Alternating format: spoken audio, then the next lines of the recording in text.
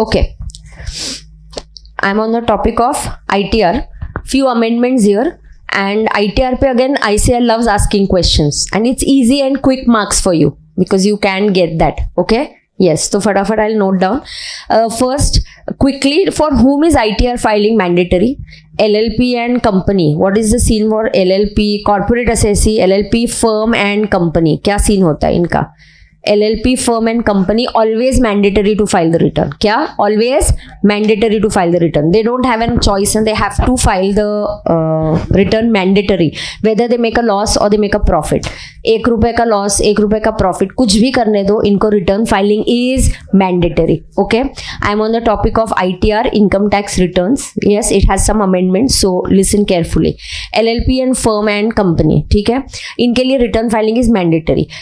Other than this बचे हुए remaining assessees के लिए रिटर्न फाइलिंग कब मैंडेटरी होता है? जब उनका income okay without considering chapter 6 से, मतलब एज इफ चैप्टर 6 से अगर नहीं होता तो डिडक्शंस के पहले वाला इनकम माने जीटीआई. कौन सा इनकम देखने का? GTI. If they are GTI और दे आर इनकम अगर कैपिटल गेन में एग्जम्पशंस है अंडर सेक्शन 54, तो मान लो कि एग्जम्पशंस नहीं होते.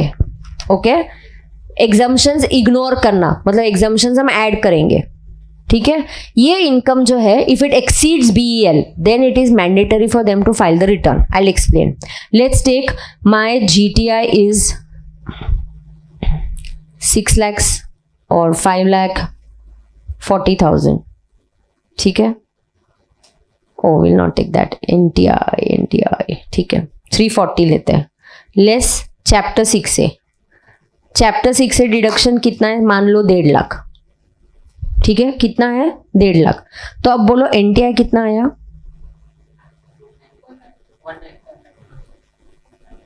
1,90,000. Is it mandatory to file the return? Yes. Is it mandatory to file the ITR? Yes, because my GTI exceeds BEL. NTI नहीं देखने का, क्या देखने का? GTI. This is exceeding basic exemption limit which is 2.5 lakh. तो क्या मेरे लिए रिटर्न फाइलिंग मैंडेटरी है? हाँ. फटाफट you should know the due dates. ICI likes this, so a very quick I'll do a revision with you so that it will help you score your marks also plus do the amendments also. तो ITR filing LLP firm company के लिए हमेशा mandatory है irrespective of their income. Second category is other than these, other than LLP firm and company, इन लोगों के लिए income देखा जाएगा. अगर इनका इनकम इग्नोर चैप्टर 6 से डिडक्शन इग्नोर कर दो, मतलब अगर एनटीआई से स्टार्ट करोगे तो उसको ऐड बैक कर देना. या अगर आपने कैपिटल गेन्स की वर्किंग करी है, कैपिटल गेन्स में किसी का LTCG long term capital gain okay उस किसी का long term capital gain assessee का आया है 50 lakhs. You have claimed exemption under 54. उसने घर ले लिया फिर से. ही री invested in a house property. किस में री इन्वेस्ट कर दिया? हाउस प्रॉपर्टी में. उसने 48 lakhs का घर ले लिया. अब उसका लॉन्ग टर्म कैपिटल गेन हुआ कितना? 2 लाख. उसका अदर इनकम IOS है कुछ 20,000. ये जाता है बोलता है देखो मेरा इनकम तो 2,20,000 है. No need to file ITR. No, government से नहीं चलेगा. हमको इन्फॉर्मेशन चाहिए कि तुमने 48 lakhs का एग्जम्पशन चाहिए लिया है, नहीं तो ये लोग मिस आउट हो रहे थे ना. तो गवर्नमेंट ने क्या बोला? ना इग्नोर 54. ऐसा मान लो कि अगर तुम्हें 54 का एग्जम्पशन मिलता ही नहीं, ऐसा मान लो कि तुमको चैप्टर 6 का डिडक्शन मिलता ही नहीं, तब इनकम देखना क्या होता? वो BEL से बढ़ेगा तो तुमको तो रिटर्न भरना पड़ेगा. तो इस केस में भी एसएससी को return filing is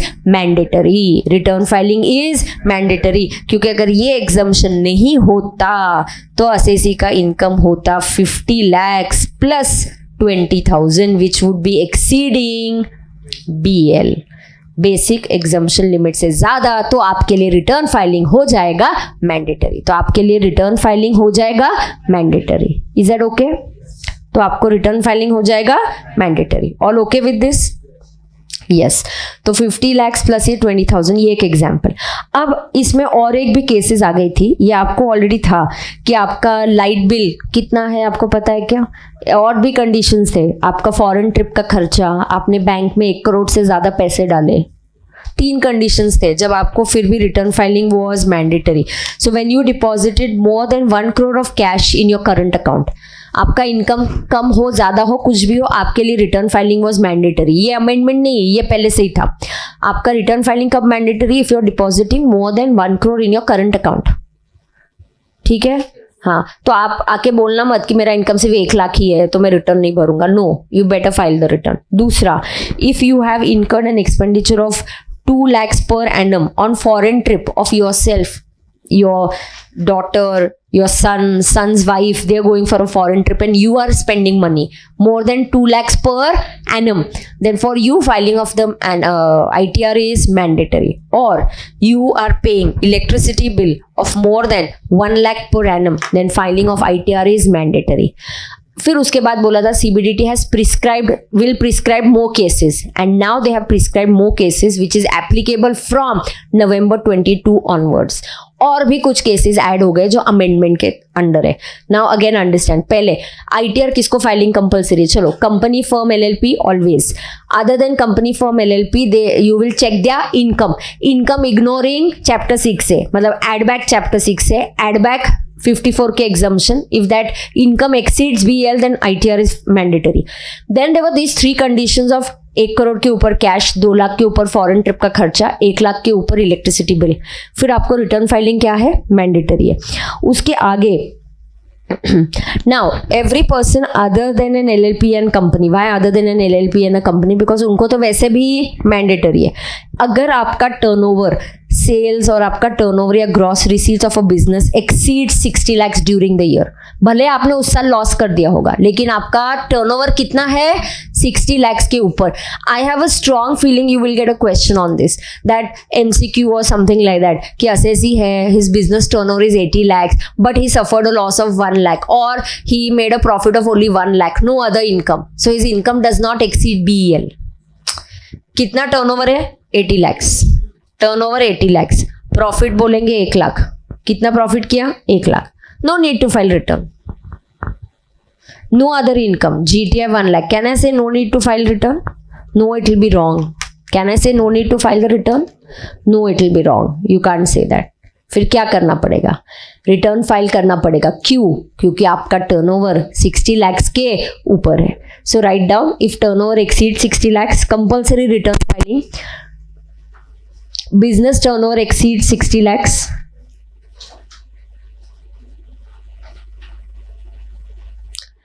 business turnover exceeds how much? 60 ना. professional receipts exceeds 10 lakhs, बहुत लोग आ जाएंगे अभी इसमें. एंड इफ एग्रीगेट आपका TDS और TCS जो कट हुआ है is 25,000 or more, in these 3 cases compulsory ITR filing has been introduced. Second, I'll tell you, professional receipts exceeding 10 lakhs, business turnover more than 60 lakhs,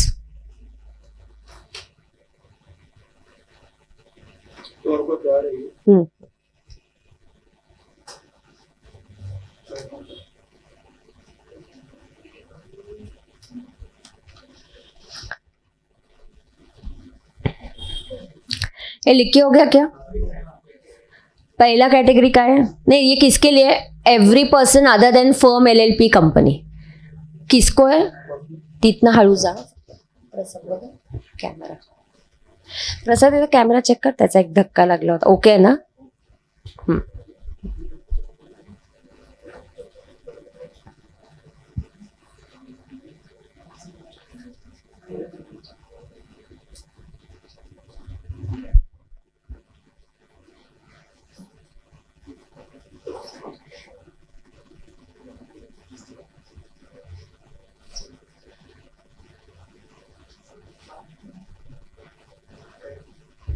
okay, now listen. लिख के लिया क्या 3 points? क्या 3 points है बोलो जल्दी. Thank you. मुझे अलग नहीं, सिर्फ कॉफी है. I don't drink T.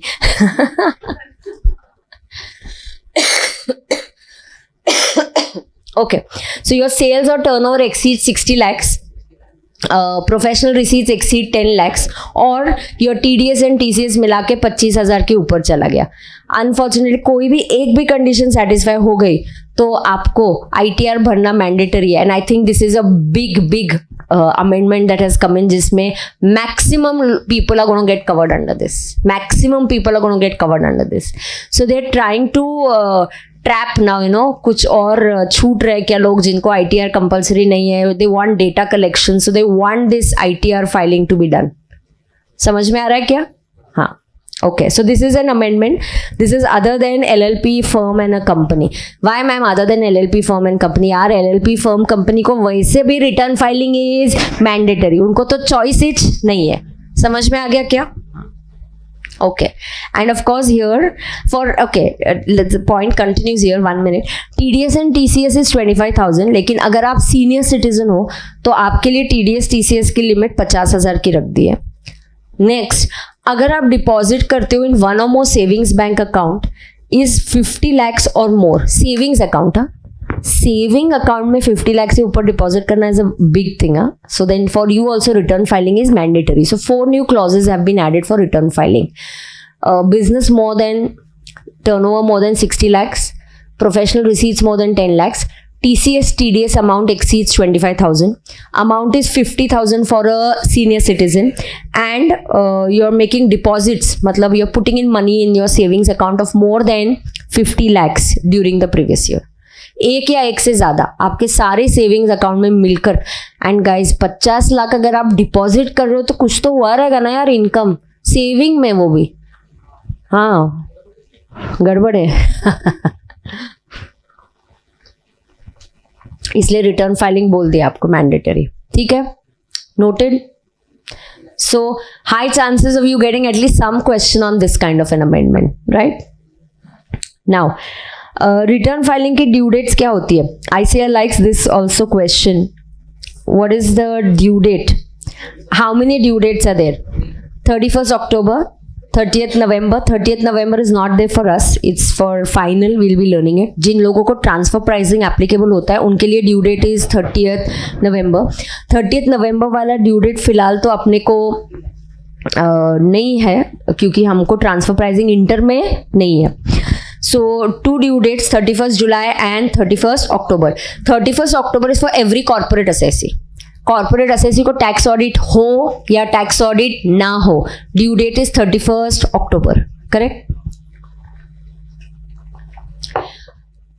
But ma'am फिर 30th September को अभी क्या काम चल रहा है ऑफिस में? सो ऑडिट रिपोर्ट 1 महीना पहले सबमिट करना पड़ता है. अगर आपको ऑडिट होता है तो आपको 2 चीजें सबमिट करनी पड़ती है. If you covered under audit बेटा, you have 2 things. You have to file the ITR plus you have to submit the report. ITR has to be submitted by 31st October if you're covered under tax audit, and report has to be submitted by 30th September. If you're not covered under tax audit, this is no tax audit. If you have no tax audit, then you just have a ITR and आपके लिए due date होगा 31st July. आपके लिए due date होगा 31st July. Audit report has to be submitted always 1 month before the ITR. Is that okay? अच्छा, इसमें बहुत important चीज़ जो ICAI को पसंद है. आप, मैं ना कुछ बताती हूँ केसेस, आप बताना ड्यू डेट क्या आएगी.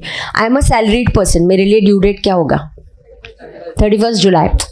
हाँ, I am x limited with turnover of just 2 lakhs. 31st July, October. Corporate assessee के लिए due date is always 31st October. Corporate assessee के लिए note it down, due date is always 31st October. उनको tax audit हो ना हो, उनका turnover कम हो, कुछ भी हो, उनके लिए due date is 31st October.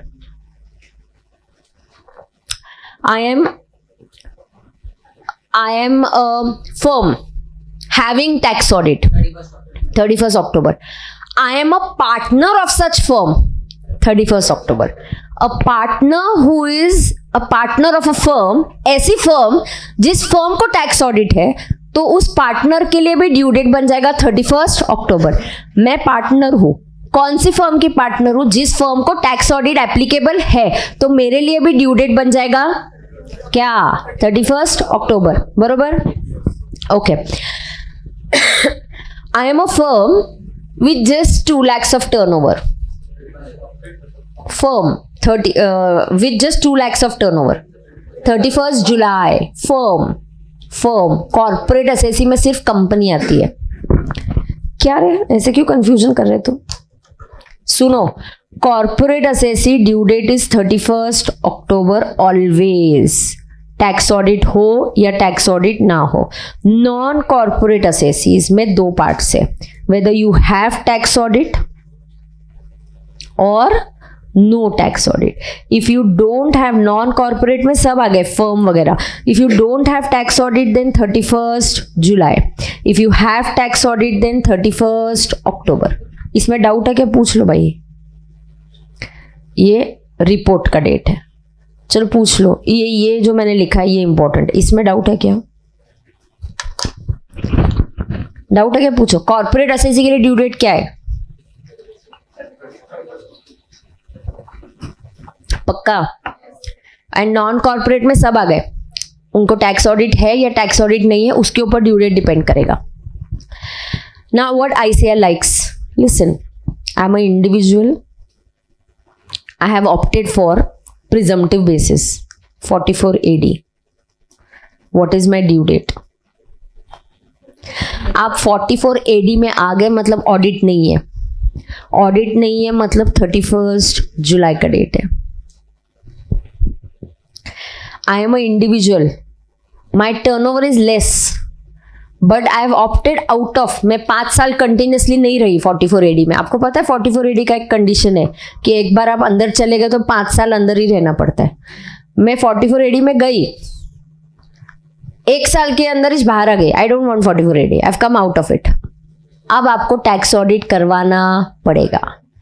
Once you go in 44 AD, you must remain in 44 AD for a period of 5 years. Once I go in 44 AD, I must remain in 44 AD for a period of 5 years. If you come out of it before that, then आपको punishment के तौर पे tax audit करना पड़ेगा. Plus आपको अगले 5 साल तक 44 AD का ऑप्शन फिर से नहीं मिलेगा. So I am a individual. Year one मैंने 44 AD लिया.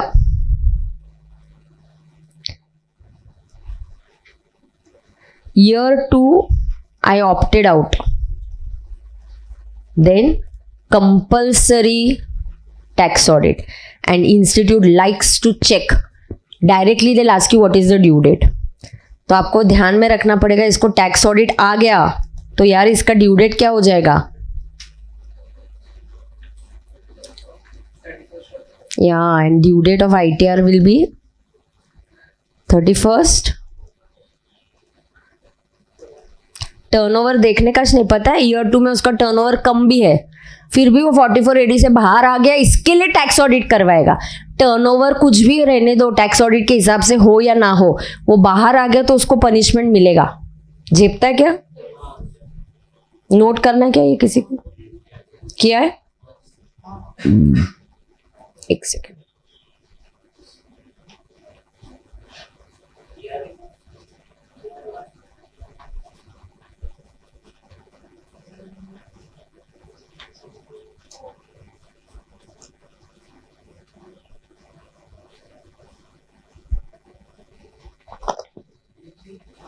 ओके, ये आ गया क्या सबका? आ गया क्या यहाँ पे? पक्का? ओके. नाउ ये ड्यू डेट्स की बात हो गई. ठीक है, अब क्या क्या रिटर्न्स. ये ड्यू डेट है, दिस इज गिवन अंडर 139(1). ये ड्यू डेट कहाँ दिया है? 139(1) में. ठीक है. What is 139(3)? Loss return. What is a loss return? A return which is showing loss. बाकी कुछ अलग नहीं है. इसको within due date file करो प्लीज. कब फाइल करने का? Within due date. Why? Otherwise, some losses cannot be carried forward. Some losses cannot be carried forward. So, ये आपको सेट ऑफ के चैप्टर में इनडायरेक्टली एडजस्टमेंट आ सकता है. आया है 1-2 बार, इंस्टीट्यूट ने पूछा है. Some losses cannot be carried forward. तो आपको बोलेंगे लास्ट ईयर लॉस था 20,000 का. लास्ट ईयर का रिटर्न ड्यू डेट में फाइल नहीं किया था. लास्ट ईयर क्या था? लॉस. और लास्ट ईयर का रिटर्न टाइम पे फाइल नहीं किया था. तो यार वो 20,000 का लॉस सेट ऑफ नहीं हो सकता. अंडरस्टूड? उसको कैरी फॉरवर्ड नहीं कर सकते. So you have to file the return in time to carry forward some losses. But can I still carry forward some losses even if the return is not filed within due date? हाँ, some losses like HP loss, unabsorbed depreciation, they can be carried forward even if the return is not filed within due date. Okay, 139(1) gives you due dates. Due dates are 3: 31st July, 31st October, 30th November. तो मैंने ऊपर example से आपको बता दिया किसके लिए कौन सा ड्यू डेट है. करेक्ट. अब 139(4) check the section is right. Belated return का ही है ना. Belated returns. Belated return means return जो ड्यू डेट के बाद जा रहा है. लास्ट कब तक फाइल कर सकते? यस. तो ये आपका जो भी ईयर है, मार्च खत्म होने के बाद, your year is from April to March. April to क्या रे बेटा? मार्च. मार्च होने के बाद आप कब तक फाइल कर सकते? दिसंबर. Yes. So you can either last date is 31st December or completion of assessment. Common query that I get always, ma'am, what is the meaning of completion of assessment? When I'm doing query solving, no, completion of assessment मतलब checking by the income tax officer. Assessment year नहीं है. Completion of assessment का मतलब है, please note it down, completion of assessment का मतलब है checking by AO. Assessment means checking. AO अगर कुछ चेकिंग कर रहा है, उसने चेकिंग करके आपका रिटर्न खुद से वर्किंग करके कंप्लीट कर दिया, उसके बाद आप रिटर्न फाइल नहीं कर सकते. आपके बिना रिटर्न भरे ही उसने आपका इनकम एस्टिमेट कर दिया, उसने अपना वर्किंग कर दिया, तो आपके पास अभी चांस नहीं है रिटर्न भरने का. So completion of assessment means AO का चेकिंग और AO's working. AO does working for your return, और उसने अगर ये वर्किंग कर दिया तो आपके पास कुछ भी स्कोप नहीं है. Completion of assessment means AO का working, income tax officer. Income tax officer के भी पास बहुत अथॉरिटी रहती है. He can also he can complete his checking and all. He can complete your calculations even without your filing the return. He can do that. ठीक है. सो 31st December और completion of assessment, whichever is earlier. What are the disadvantages of belated return? क्या? Loss cannot be carried forward. Then certain deductions can't be claimed. Certain deductions like 80 RRB, 80 QQB, 80 JJAA, ये deductions आप claim नहीं कर सकते. Return time पे file करना जरूरी है. लॉसेस कैरी फॉरवर्ड नहीं कर सकते. कुछ लॉसेस हो सकते हैं. कौन से? HP और डेप्रिसिएशन, अनअब्जॉर्ब डेप्रिसिएशन. इसके disadvantages, losses and some deductions and even 10AA. 10AA भी नहीं मिलेगा अगर टाइम पे रिटर्न नहीं भरते तो. हाँ, इंटरेस्ट लगेगा but it's not a disadvantage ना. मैंने रिटर्न टाइम पे नहीं भरा तो 234A का इंटरेस्ट, 234 मतलब लेट फी भी है, 234F भी है. हाँ, वो तो आएगा ही. These are consequences, punishment. Disadvantages क्या है? कि आपका नुकसान हो रहा है ना, लॉस कैरी फॉरवर्ड नहीं मिल रहा है आपको.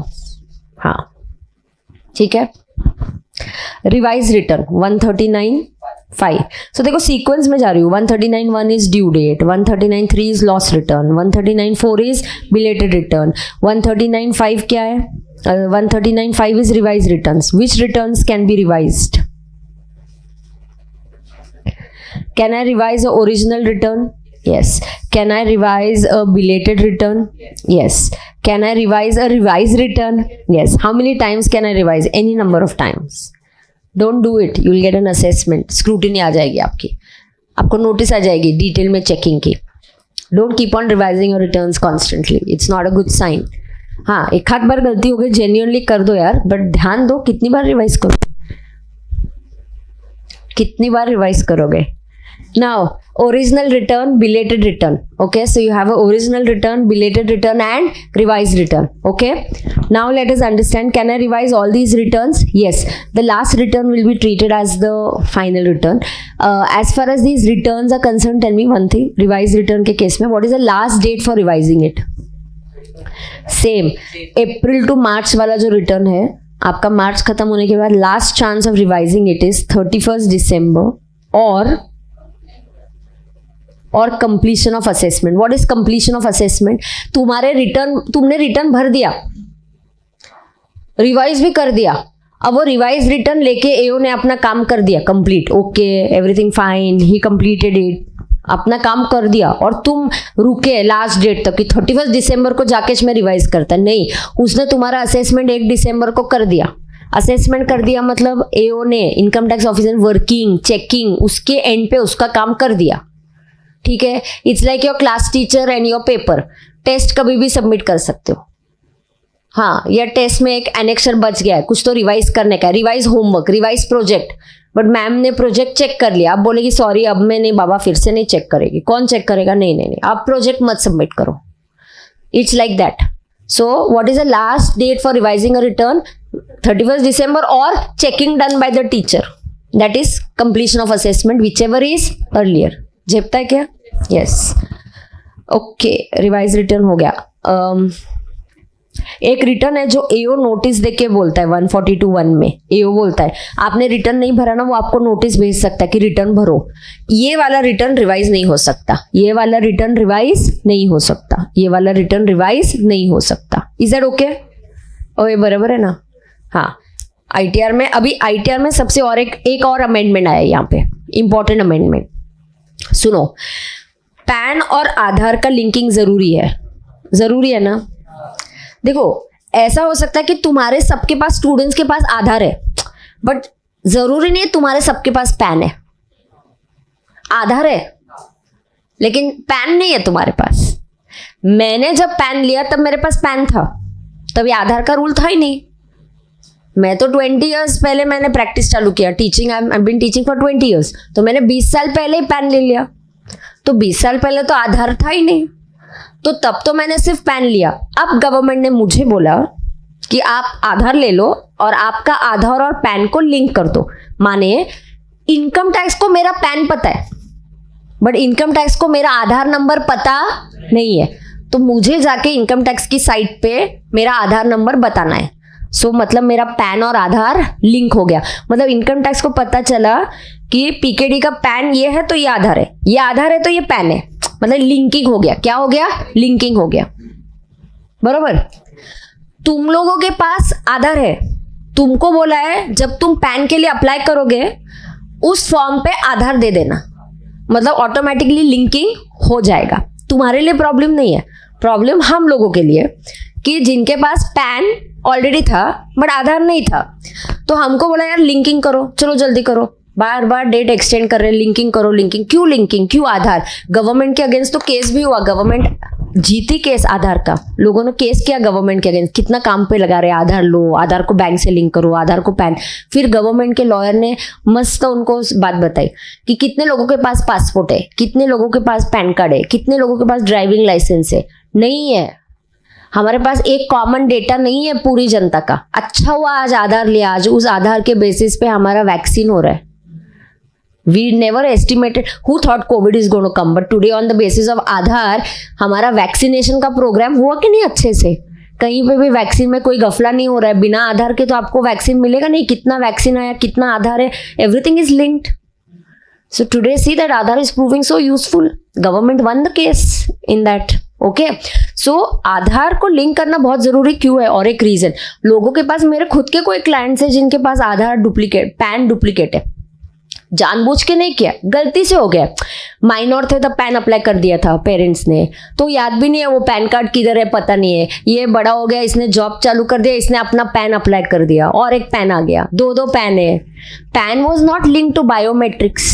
आधार is link to your biometrics, your fingerprint and all, your eyes and everything, biometrics. तो उसको डुप्लीकेट करना पॉसिबल नहीं है.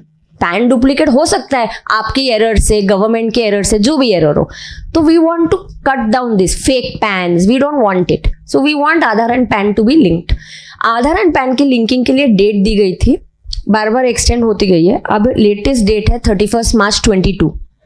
लेटेस्ट डेट क्या है? 31 मार्च 22. ऐसा क्या हो जाएगा मैम कि हम 31 मार्च 22 तक अगर आधार और पैन लिंक ना करें तो एक लेट फी लगेगी आपको. एक पेनल्टी लगेगी, एक फ़ी लगने वाली है। उस फी में भी थोड़ा सा चेंज है, अमाउंट में नोटिफिकेशन में चेंज हुआ है। 2 पनिशमेंट्स लगेंगे आपको। पैन और आधार लिंक ना करने पे लेट फी, एक फी लगेगी। Under which section do you no? 234H. So there will be a late fee under 234H. So 2 punishments आपको मिलने वाली है। अगर आपने पैन और आधार लिंक नहीं किया तो आपको 234H के तहत फी भरनी पड़ेगी, प्लस आपको आपका पैन इनऑपरेटिव किया जाएगा। पैन क्या किया जाएगा? इनऑपरेटिव। यार आपका पैन इनऑपरेटिव हो गया तो आप रिटर्न भी नहीं भर पाओगे, आप साइट पे लॉगिन भी नहीं कर पाओगे इनकम टैक्स। पैन इनऑपरेटिव करना मतलब जैसे कि आपका WRO नंबर इनऑपरेटिव कर देना। ICI की साइट पे आप लॉगिन कर पाओगे? नहीं। ICI को लेटर में क्या लिखोगे? ये मेरा WRO है नहीं अभी आपका नंबर, कुछ भी नहीं हो पाएगा। हमने भी बोल दिया कि आपने पैन और आधार लिंक नहीं किया तो हम आपका पैन क्या कर देंगे? इनऑपरेटिव। आपके अगेंस्ट रिफंड नहीं आएगा, आप रिटर्न नहीं भर पाओगे, आप कुछ भी, आपका बैंक अकाउंट सीज हो सकता है KYC नहीं होने के लिए, everything will stop. It's a very severe punishment. Understand? So if like your teacher says you've not done your homework, don't come in my class for next 10 days. किसका नुकसान होगा? आपका। मैंने आपको बोला आप होमवर्क नहीं किया है, 10 दिन बाहर रुको, मत आओ क्लास के अंदर। आपका 10 दिन का सिलेबस मिस होगा कि नहीं? तो इनकम टैक्स ने भी बोला पैन को लिंक करने की आखिरी तारीख 31 मार्च 22 है, लेकिन इनऑपरेटिव वाली पनिशमेंट हम 31 मार्च 23 से लागू करेंगे। 1 साल तक रुकेंगे, क्योंकि इनकम टैक्स को पता है ऐसे करने से बहुत भारी नुकसान होगा। फिर टीचर बोलती है नहीं नहीं जाने दे, पक्का प्रॉमिस अंडरटेकिंग कर, तू होमवर्क करेगा ना, चल क्लास में बैठ जा, तेरा सिलेबस मिस हो जाएगा। तो टीचर बोलते नहीं नहीं, तू क्लास के बाहर मत जा, अंदर आ जा यार, बैठ जा इधर, आगे का तो कवर कर ले। पेरेंट्स को नोट लिखेगी, होमवर्क करवा के भेजो, इसका अकाउंट इनऑपरेटिव हो चुका है।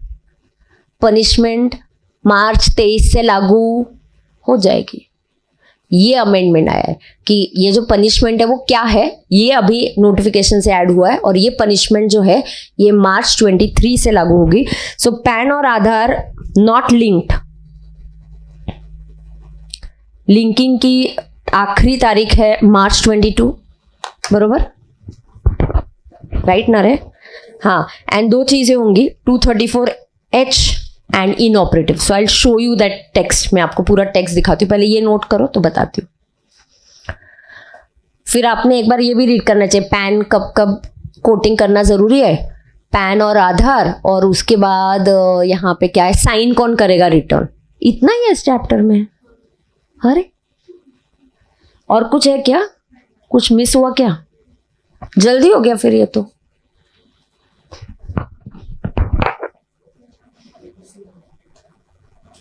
कोई कॉन्सेप्ट छूटा क्या? हाँ, डिफेक्टिव इज 139(9).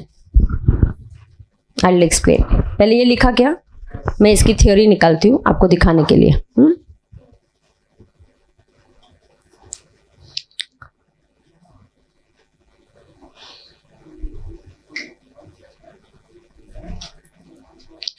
मैं बोलती हूँ आपको, देखो ये देखना, यहाँ पे ध्यान देना। देखो, the last date of linking PAN and Aadhaar, linking your Aadhaar and pan.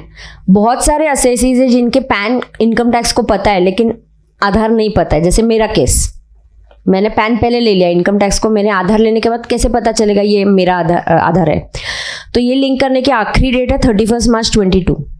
If linking of Aadhaar and PAN is not done within the due date, PAN will become inoperative and there will be 234H की फी। But H की फी कितनी? 1 minute, वहां पे भी कुछ change है, हम नीचे पढ़ेंगे exactly. Once a PAN becomes inoperative, all consequences of not furnishing or quoting PAN would be applicable। But ये पनिशमेंट कब से लागू होगी? 1 अप्रैल 23, माने 31 मार्च 22 के बाद हम 1 साल वेट करेंगे और पनिशमेंट लागू करेंगे 1 अप्रैल 23 से, बरोबर? हाँ, क्या पनिशमेंट है देखना यहाँ पे। First, your PAN becomes inoperative. What happens if your PAN becomes inoperative? You will not be able to file your returns, pending returns will not be processed, आपके अगेंस्ट अगर आपने पहले रिटर्न भरे होंगे, आपका रिफंड वगैरह होगा, तो भाई सॉरी, आपको रिफंड भी नहीं मिलेगा। तो आपको रिफंड भी नहीं मिलेगा। देखो क्या कॉन्सिक्वेंसेज होंगे, क्या कॉन्सिक्वेंसेज हो गए। आपका पैन इनऑपरेटिव हो गया, आप रिटर्न नहीं भर पाओगे, कैंसिल। आपका रिटर्न का प्रोसेसिंग नहीं होगा, कैंसिल। कोई चेकिंग नहीं होगा, कोई नहीं होगा। आपके अगेंस्ट ऐसी कार्रवाई की जाएगी एज इफ आपने पैन ऑब्टेन ही नहीं किया।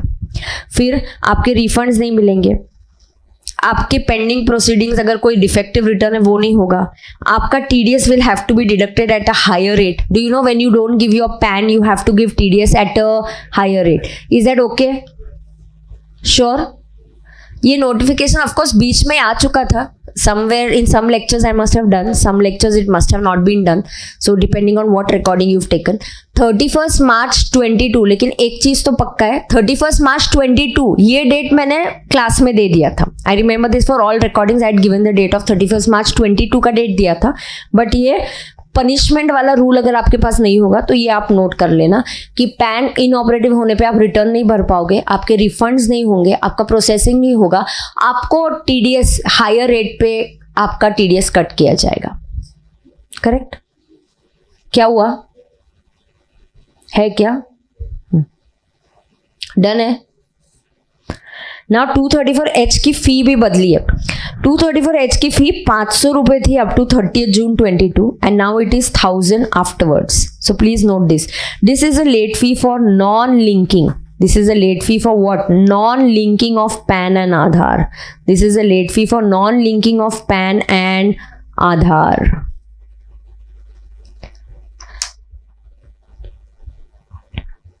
It is 500 rupees up to 30th June and 1000 after that. 30 जून 22 तक अगर आपने लिंकिंग नहीं किया तो 500, उसके आगे लिंकिंग नहीं किया तो 1000 लगेगा। Is that okay? पहले डेट भी 30th जून ही थी, उसके बाद 31st, हाँ नहीं 30th जून, लेकिन वो पहले वाली थी। 500 रुपया 30 जून तक आपको फी लगेगी, उसके बाद कितना हो जाएगा? 1000। Is that okay? पक्का? और ये जो लेट नॉन कॉन्सिक्वेंसेज है, ये जो इनऑपरेटिव हो जाएगा, ये कब से एप्लीकेबल होगा? 23 से 1 अप्रैल 23 से एप्लीकेबल कर देंगे। Is that okay? Yes. Consequences okay, we know. 234A तो अपने को पता है कि अगर आप रिटर्न देर से भरते हो तो आपको इंटरेस्ट अंडर 234A लगता है at the rate of 1% per month, right? 234F की आपके पास कौन सी फी आपने करी होगी? 234F कौन सी फी है? लेट फाइलिंग ऑफ ITR, या लेट बिलेटेड रिटर्न्स के लिए late filing of ITR।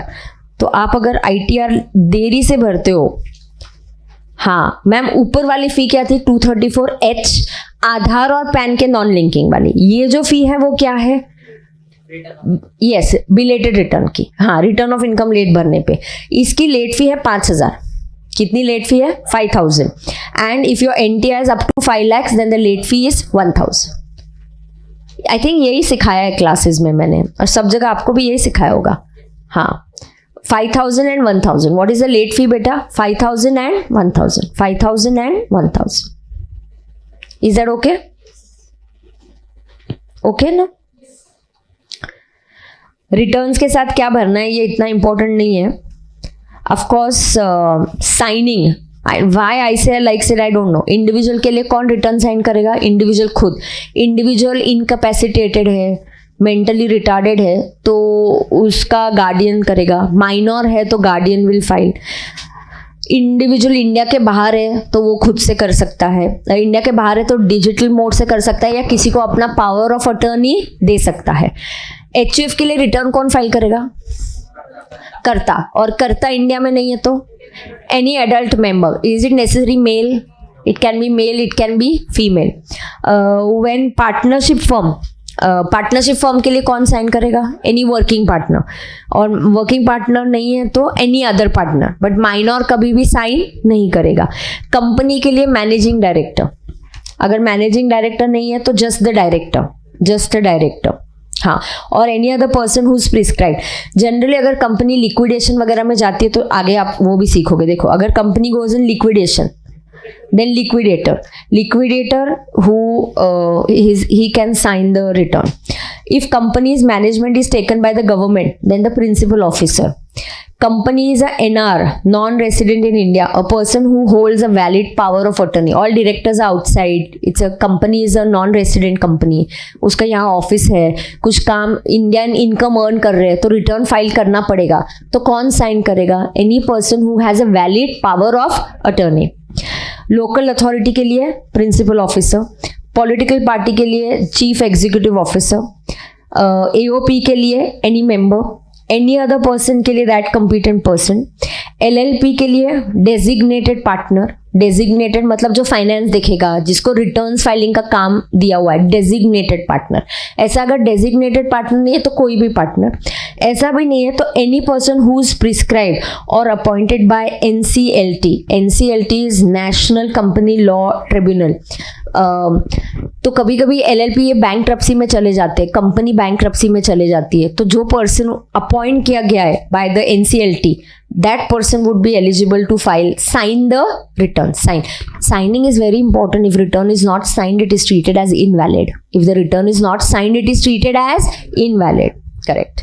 A company whose application has been accepted under the Insolvency Act, then a professional who is appointed. Do you know, as a CA, I can also give this bankruptcy exam, that code exam, and I can become a professional. Then company can appoint, I can do this work. Nowadays, a lot of companies go into liquidation. Then I can act as a professional. I can sell the assets, give away the liabilities, manage that company as a professional. Okay, so such a professional who is appointed under the bankruptcy code is eligible to sign the return. Is that okay? And they also like to ask one more thing here is TRP. कभी कभी return filing के लिए मुझे CA के पास जाने की जरूरत नहीं है. I can go to a tax return preparer. कोई भी CA को TRP का एग्जाम देने की जरूरत नहीं है. हम खुद इतने क्वालिफाइड है कि अपने को TRP का एग्जाम देने की जरूरत नहीं है. कोई भी पर्सन जैसे कॉमर्स बैकग्राउंड का हो, CBDT क्वालिफाई बोलेगी कि ऐसे लोग हैं जिन्होंने कॉमर्स बैकग्राउंड है या ग्रेजुएट है, BSc भी होंगे, उन्होंने कोर्स करना चाहिए, एक एग्जाम देना चाहिए, फिर वो रिटर्न भरने के लायक है. फिर उनको बोलेंगे TRP. क्या बोलेंगे उनको? TRP रिटर्न फाइलिंग का काम कर सकता है, लेकिन टैक्स ऑडिट वाले रिटर्न वो नहीं भर सकता. टैक्स ऑडिट में ऑडिट होता है. अटेस्ट फंक्शन करने के कौन कर सकता है? सिर्फ CA. Who can do attest function? Only CA. TRP lakh बना लो आप, लेकिन वो टैक्स ऑडिट वाले रिटर्न फाइल नहीं कर सकता. ICAI को पता है यहाँ कैसे क्वेश्चन पूछना पसंद है कि असेसी के हाथ से गलती से रिटर्न में इंटरेस्ट ATTTA नहीं क्लेम किया. ATTTA भूल जाते कोई, उसको ATTTA क्लेम नहीं किया असेसी ने. Can he revise a return? Yes. Then tell you however the assessment is over. अच्छा, उसको ये स्ट्राइक हुआ 1 जनवरी को, मार्च चला गया, मार्च के बाद आपने रिटर्न भर दिया ड्यू डेट में 31 जुलाई को. किस टाइप के क्वेश्चंस आते हैं?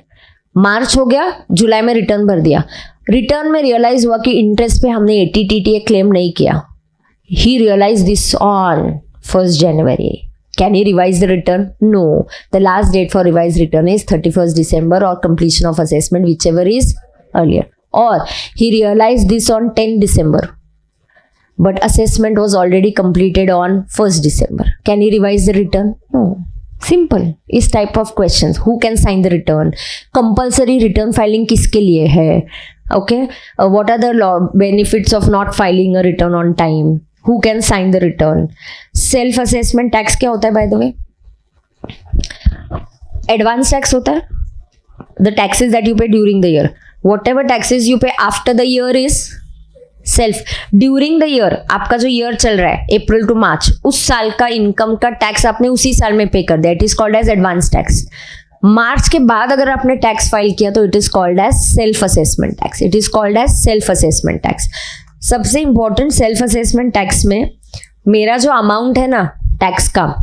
अच्छा, इन इनकम टैक्स कहना है file a return and taxes are still pending. कहना है फाइल पेएबल, टैक्स पेएबल और रिटर्न भर सकता है क्या? हाँ.